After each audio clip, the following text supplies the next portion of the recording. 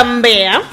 Leo kwenye tumekubamba, tumembamba boda Mbeya. Yani yeye ameamua ajiweke wazi kabisa kuwa mimi ni Mbeya. Sio boda wengine wanaosema mimi muaminifu bwana, sio Mbeya. Yeye ameamua ajiseme kabisa boda Mbeya. Mambo vipi? Sasa shwari. Fresh.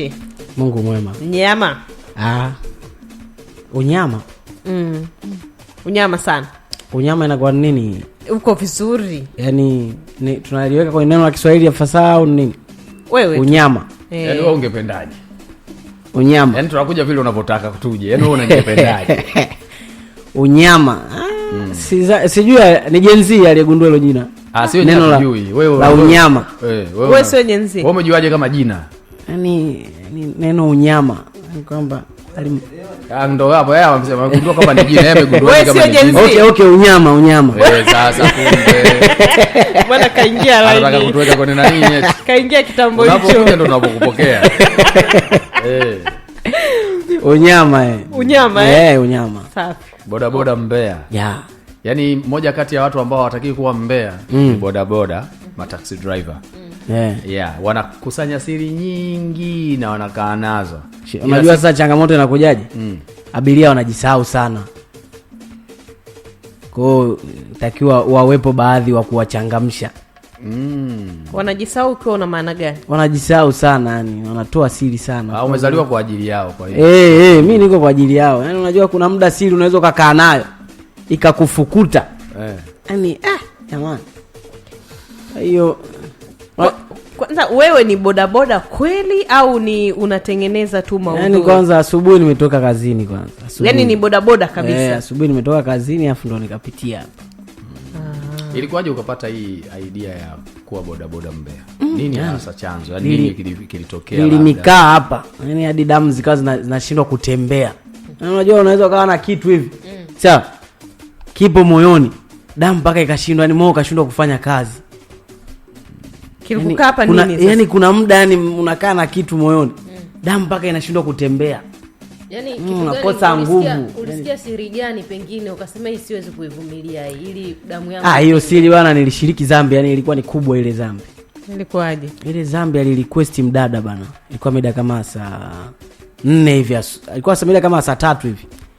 Hapa Buguruni Malapa hapa. Kuna hoteli moja hapo. Inaitwa Speedon nini bana. Iko hapo tena. Amerequest yule mdada, ilikuwa ni kipindi cha mvua hivi, kimvua kinanyunya wanasema. Sawa? Kwa nikamfuata pale. Nilipomfuata nikamkuta kavaa vizuri tu, anakuwa na shida yoyote. Ila alivotoka getini akatoka na mbaba mmoja hivi ambaye ndo alikuwa naye pale hoteli. Kwa alipofika pale akaniuliza imesoma shingapi hapo? Nikamwambia imesoma shilingi 4,000. Akaingiza mfukoni yule baba akatoa 5,000. Kimvua kilikuwa ndo kimeanza. Manyunyu. Nikamchukua yule mdada. Nikamwambia vipi tunaenda na mvua? Akaniambia tutembee na mvua hivi. Njiani akaniambia bwana mimi nakokwenda yaani naenda nyumbani kwangu ambako ni mimi na familia yangu na mume na watoto. Kwa tutakayemkuta kule atakuwa ni mume wangu. Sawa? Kwa tukifika kule mwambie umenitoa Buza kwa Mpalange. Ilikuwa ni mitaa ya nyuma ya airport. Ni wapi? Ni Yombo Street. Nyuma Kiwalani nyuma ya airport. Kiwalani. Akaniambia bwana ukifika kule akikuuliza umemtoa wapi mwambie umenitoa Buza kwa Mpalange kwa shangazi yangu. Sasa yule mwanaume ni dereva lori. Sawa? Kwa alirudi safari kwa kushtukiza. Yaani alirudi asubuhi mida kama saa 12. Akakuta mwanamke hayupo. Kwa mwanamke akamwambia mimi nimelala kwa shangazi yangu. Nikiamka saa 3 nitakuja. Kwa akaniambia ukifika pale make sure unasema hivyo. Kwa hiyo tulipofika pale jamaa tukamkuta yuko nje. Akaniuliza shingapi? Nikamwambia nauli shilingi 4,000. Akaniambia Buza tu hapo kwa Mpalange ndo nauli shilingi 4,000. Nikamwambia yeye ndo tulivyokuwa tumepatana hivyo. Kwa yule jamaa akatoa shilingi 5,000 na yeye. Kumbuka nilikuwa nishalipwa. Ukaichukua. Nikaichukua ile shilingi 5,000, nikakosa change shilingi 1,000. Akamwambia akasema wewe mwambie nani shemeji yako hapa ananunua nini? Shemeji akasema ninunulie tu hapo soda take away. Kaenda dukani kamchukulia take away. Kwa wakati nimekaa na mwanangu na shuti nilikuwa na content zangu tu za kawaida. Yaani kile kitu kikaa kinaniumiza moyo. Yaani nimtafute nani wa kumwambia. Kwa hiyo nilikuwa niko na director wangu pale. Kaambia mwanangu leo kuna kitu 1 2 3 kimetokea. Mwanangu ananiambia lakini hatuna namna ya kukifanya hiki, tukakipandisha. Kwa tukakaa tukaangalia tutakifanyaje kwa sababu ni issue sensitive. Mimi nafanya comedy. Itakuwaje watu wacheke? Si ndio? Kwa tukakaa tukadesign. Siku ya kwanza tukaangalia namna ya kufanya, lakini siku ya pili tukasema tuiadisie, lakini tutafute mwishoni tutafute punch ambayo utacheka pia. Kwa kile kicheko ndo kitabeba taswira halisi ya content. Kwa kaamua uanze kutoa siri za wateja. Sasa maana nilikuwa na siri nyingi kiasi ambacho wanajua yani. Yaani kipindi sijaanza kutoa siri kwa hadi nakonda. Ukiangalia picha zangu za mwanzoni nilikuwa nakonda. Yaani kwa ulikuwa unakonda kwa kuwa na afya. Yaani nilikuwa na mambo hapa kifuani hivi mengi. Sasa uone kama inakupotezea wateja. Kwa sababu wateja wanakuwa okay, mchukue yule bodaboda mbea yule akawi. Unajua kama hauna dhambi. Ukikutana na mimi labda unanifahamu. Unaishia tu kufurahi. Hivyo. Unapozungumzia dhambi ziko nyingi, ipi pengine nzito? Sasa kuna jamaa mmoja wanakimbia, kuna baadhi ya wana magendo sijui. Kuna mmoja alishawahi kurequest, nakumbuka kama miezi 3-4 ishapita nyuma. Ilikuwa ni mitaa ya Masaki. Ka request, lakini ule mshikaji alinijua. Yaani alikuwa na kipasel. Yaani alikuwa amerequest ile alikujua kama wewe bodaboda mpea. Kwa alivyoniangalia akanijua, yani akashtuka. Unajua mtu akikutambua unajua akaniangalia.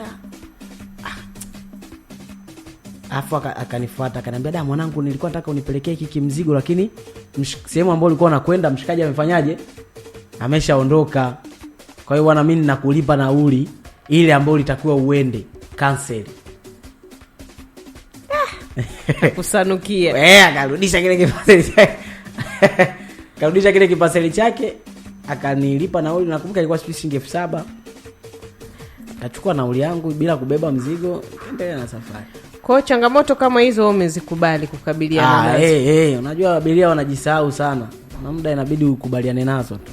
Unakosa wateja lakini sikosi wateja. Kwa sababu wewe si mbea. Mimi ni mbea. Sasa unajua umbea wangu sio umbea fulani hivi ambao ni mgumu sana. Ni maisha ya kawaida. Hizo ni changamoto. Najua wewe una chiti? Nani? Mbona nani? Mama nani hapa ana chiti? Mama Nyangoma. Hapana. Mama Nyangoma? Yule wa nani mtaa ule? Hiyo sentence inaenda kwa Sumaya, si ndio? Mama Nyangoma. Hivi ilianza hivi kaenda hivi. Au tufanye hivi. Mimi nawafuatia. Mwanangu hivi hapo kaenda hivi. Nilichogundua mwanangu leo umekuwa snitch. Naona sasa, angalia sasa, bora mwanangu endelee kuwa mbea kwa sababu gani? Ukiwa sio mbea umetulia ukisema ukweli unaonekana snitch. Unaona sasa. Sasa bora tu uendelee na kazi yako. Yaani umeongelea visa ambavyo umekutana navyo moja kwa moja. Wewe ni bodaboda mbea. Hebu tuambie siri, labda ule umbea ambao unaopata kwa wale abiria tukishafika tu. Halo, nishatoka hapa. Hebu tuambie umekutana nazo kama ngapi hivi? Yaani za wale ambao wanajiachia kuongea na simu akiwa kwenye bodaboda. Sasa wale wanajiachia. Tena kuna mmoja huyo alijiachia, niliumia of course. Hayo ni issue sensitive. Fatuma, ulifanyaje? Ilikuwaje? Hao wanaojiachia? Wanaojiachia ni wengi. Angalia Sumaya alivyo concentrate. Bodaboda mbea sana, wewe ni mbea. Bodaboda sitaki matatizo na wewe. Yaani nakuona unavyoniangalia kama una neno. Yaani muogope, wanakaa ni mbea, ameconcentrate. Hiyo iliyokuumiza ikoje? Iliyoniumiza? Of course iliyoniumiza ni muda. Sijawahi kutaka kuizungumzia. Ile ni issue sensitive. Ni muda kidogo, yani. Huu ni mwezi wangapi? Wa 7. Ina maana toka mwezi wa pili. Miezi mingapi? 5. Kwa mnataka kuisikia? Tuko. Mnataka nyinyi au wanataka wasikilizaji? Wasikilizaji. Wewe ngoja, unaonaje? Wewe unaonaje? Okay. Yeye mnasemaje? Bodaboda mbea anachotaka kutufanya hapa sisi wote tuonekane wa mbea. Mimi au tuwaulize wasikilizaji. Unachokitafuta wewe. Wenyewe hawana jambo, hawalijui, wewe ndio unalijua. Wanaweza kawa na shauku. Kama nyie ndio wa mbea au ndani ndako usikilize. Sasa hivi mamlaka yako kwetu tunakuuliza wewe. Ile ilikuwa ni issue sensitive kidogo. Yaani nimebeba abiria wengi. Sawa? nimekutana, unajua unakutana na mambo mengi, lakini kile nilichokutana nacho kikweli binafsi naweza kusema hata nilitoaga machozi. Sawa? Kile ulichokutana nacho. Kile nilichokutana nacho. Mimi ni bodaboda mtandaoni wale, wa request wale. Sawa? Lakini siku hiyo nakumbuka ilikuwa Kinondoni. Mida kama saa 4 usiku hivi. Nilipigwa mkono na mama, yani wale tuseme wanawaita mashangazi wale. Si ndio? Mashangazi wako kwenye lika gani? Mshangazi wako kwenye lika gani kwa sasa hivi kwa karne? 50, 55 hivi. Umeenda mbali jamani. Kuna wamama wanazeeka bado wana umri mdogo. Fanya 35 40. Fanya 35 40. Sasa 35 ila kuna sifa za mshangazi. Unaweza kuona miaka 35 lakini zile sifa za mshangazi kuna. T3. Mshangazi yani uwe na alafu na miela mnene. Hapa uwe na tumbo na uwe na mshangazi. Uwe na titi, uwe na tumbo na makalio makubwa. Ndio sifa ya mshangazi. Sifa ya mshangazi. Afu awe na hela pia. Afu sasa pia sifa ya mshangazi. Awe na maeneo yake anaoishi. Uwezo mshangazi aishi mitaa labda kama Madale, aishi Mbweni, Masaki, Mikocheni. Sasa ukutana na mshangazi anakaa nani? Yombo Dovya, sijui Tandale huko. Huyo sio mshangazi. Wewe sio mshangazi, wewe ni Mama Juma. Na ukiishi naye unakuwa unaishi na Mama Juma. Yaani kukosa adabu. Kwa hiyo sasa alinipiga mkono. Ilikuwa kama saa 4 usiku. Boda Mbeya. Hebu kwanza tushike hapo walipokupiga mkono. Si ndio Sisi tutarudi kuendelea. Tunapisha habari kwa ufupi saa 6 kamili. Baada ya habari kwa ufupi sisi tutarudi kuendelea na wewe hapa. Tupo na boda Mbeya.